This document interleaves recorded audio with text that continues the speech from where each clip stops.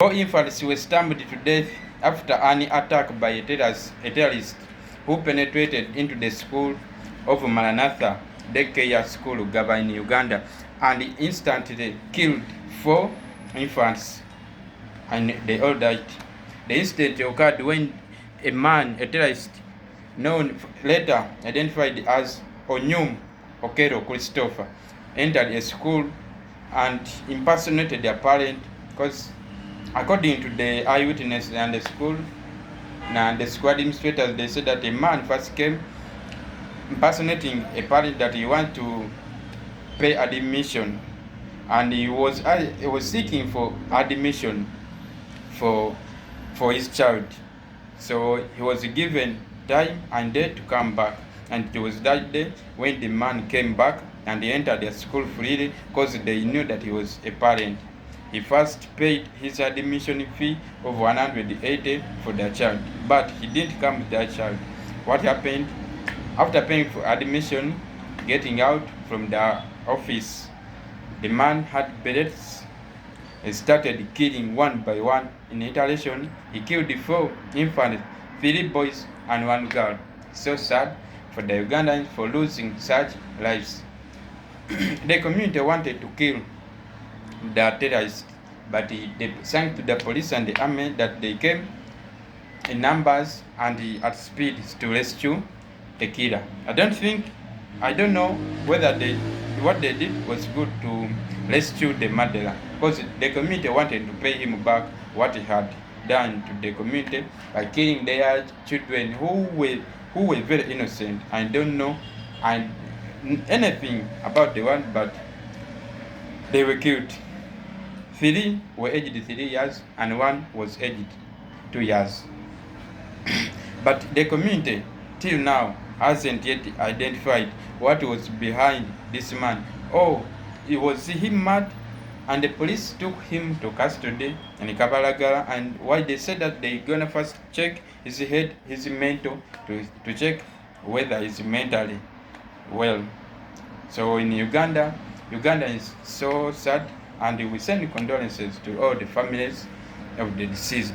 But we call upon the government to put measures which can protect these daycare schools, because the school was being run by church, and we think the security was not enough. Because how can a person pass by the gate without being thoroughly checked? I think if it had enough security, and if the school had enough security, they would have first checked the man, so that terror would not have happened.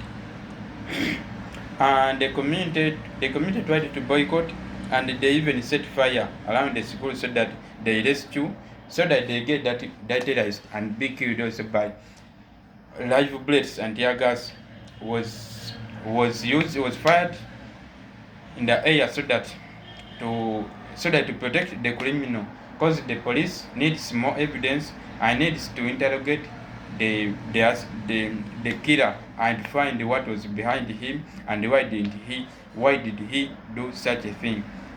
To the government, please protect the infants, protect all schools, protect the infants. In Uganda, it has been a long time. There have been cases of fire incidents in schools, in boarding schools, and now it has gone worse, because if a person can penetrate in a school during daytime, it was not even night, because it was around 11 a.m. morning, and slaughters. The other one was slaughtering. So bad for Ugandans. It was slaughtering like just a chicken. So it's bad for Ugandans, but we call upon Ugandans to protect your children first. Take children to schools which are well fenced and which have good security. And schools, please protect good security to our children whom we take to school. Please, schools, buy cameras, security cameras, to check around the school, or buy these machines which check visitors, thoroughly checking the visitors, so that another person cannot come with such knives, or others may come with even with even guns in the schools. So you have to do thorough checking. Ugandans morning condolences. We want to send condolences to all parents who lost their young ones, and may the soul of the infants rest in eternal peace. But it's so sad for Ugandans, so sad for Africa, to the world, that we can lose such younger people who would have been very important to the community. You don't know, we never know what would they become in the future doctors, future pilots, or even presidency of the country. But it's so sad. I don't know for the case of Ugandans. No, every person is coming with their own statements. We have not yet found out what is true. According to Ugandans, they said that there is something unidentified to this man, because for them they said that the police would have handled that criminal to them, so that for them they do what they can. Or if mob justice, it would come, because he had already killed infants who are very innocent and don't know what to do. And Uganda is also asked, why did the army and the police came in large numbers just to get one person, one killer? Parents, and because the schools was not very far from the people, it was just within the community. And how comes that the man, the killer can kill from the first child, second child, third child, and the fourth one? And those people who rescued, who came first and rescued the other infants, because they were men at school, why didn't they do more and more to that person? Because I think they caught him and handed him over to the police. That's when the police did, and it did some more rescuing. So we asked, and what went wrong with the community? So the community would have done more. According to the images and the footages, the killer doesn't have even any injuries or any wounds. It means he wasn't even beaten. So should we wait for interrogation from the police? We think Ugandans, we need to first get self-defense by us. So I think teachers would have acted first, because why did they wait until the first child? If we came as a parent, then where was the askari? Ugandans believe that the school askari didn't do enough for what he had to do. Because what did the askari do? What did they do? Because in counting numbers, from the first child death, the second child death, the fourth death, then where was the askari? Why didn't the askari stop the killing? At least one child, if it was one child to die. And the information would have come that the terrorist was killing children, then askari stopped him after killing only one person, but 4 children. Where were the askari? Where were the school staff? And where are the school neighbors? Where are they gone? Ugandans, I think we are not safe.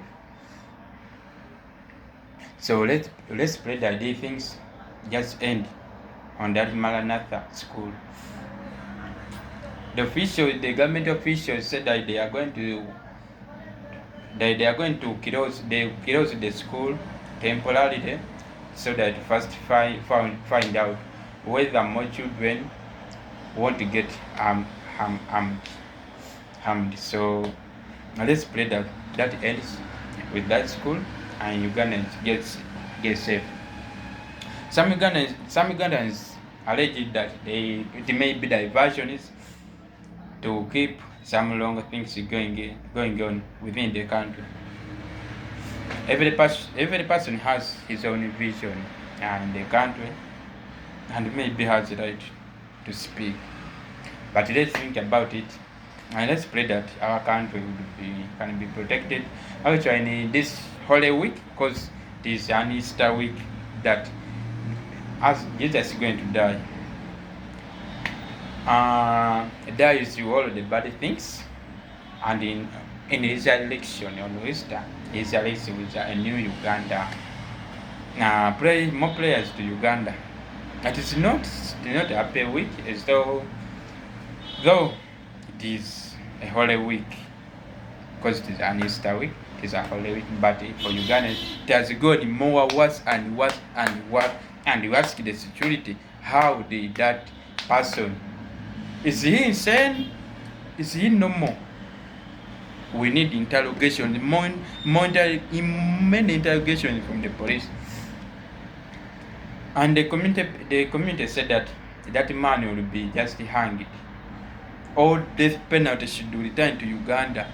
I don't know what you can say. Now you can comment. Should death penalty come back to Uganda, or it may be used to innocent people?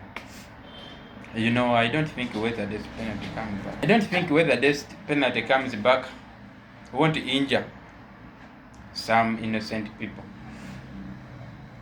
Because some people may be blackmailed because they are looking to kill them just on death penalty according to the law. But for this man's case, he needs an instant death penalty. He needs to be hanged on the city square. They call Ugandans from every region to come and watch and be there as eyewitnesses. That man is being hanged, whether live bullets or just hanged.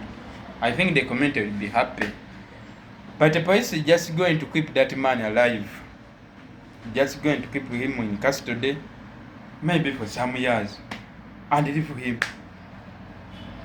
Okay, let the police do its work. So the natives are waiting from the court, but just know Ugandans are in a lot of pain. Parents are in a lot of pain. Because how comes you are just at home, then you get a phone call, hello, daddy or mom, your child has been stabbed to death. You ask from where? At the school.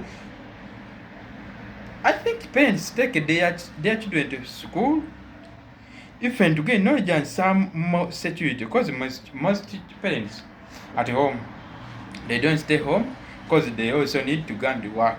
And these schools were set up to teach children and to give them more protection. Because where your parents and they are not teachers, are their parents. Is it true? So if you are protecting the child as your biological son or daughter, why do you take less care about that child? First of all, you have to keep, it is your duty. Second, your job where you earn. Thirdly, you said you will be ready to keep that child at school, because that is why you set up a school, to teach and keep children on behalf of their parents. And you have to take care, and you have to play a role of the parent on that child. So why did they take this care? This school must be answerable to this situation. Why would they care? The school administration should be answerable to this issue. Ugandans want to settle. Ugandans want to be at peace before getting their sympathy. Ugandans need justice on the action that happened in the school. As Ugandans, we want to give